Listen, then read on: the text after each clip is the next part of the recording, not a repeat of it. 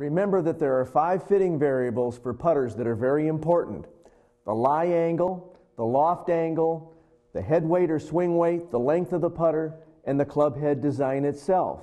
What we're going to talk about in this segment is the loft angle.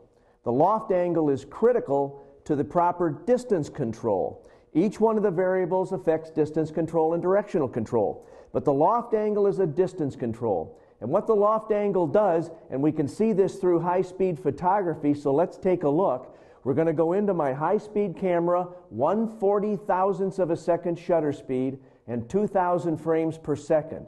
And you're going to see how the ball just leaves the club face of the putter. It goes into a backspin rotation, and keep in mind that this is a 10-foot putt. We go into 6 degrees of backspin rotation, and the ball is raised because of the loft on the putter some 79,000ths of an inch.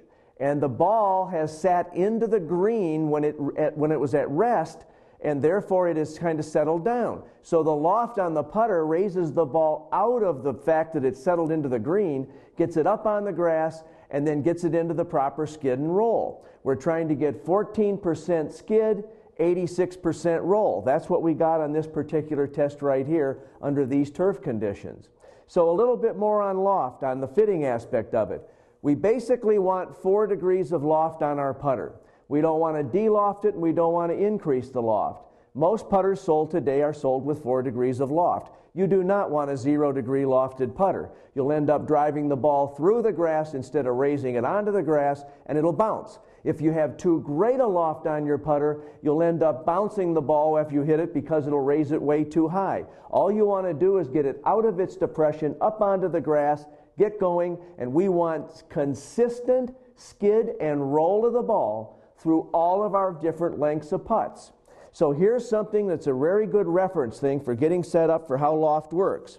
I'm going to set up over this mirror, and what it does is it gets my eyes out over the ball, which is a good length fitting variable, but I'm set up and I'm looking at my shoulders are square, and what I want to do is putt the ball just like this with my 4 degrees of loft. Notice the white lines on the board. I don't want to putt the ball like this. I'm de-lofting the putter and I'll drive it into the grass. I don't want to putt the ball like this. I'm increasing the loft of the putter and I'll raise it too high and it'll bounce too much.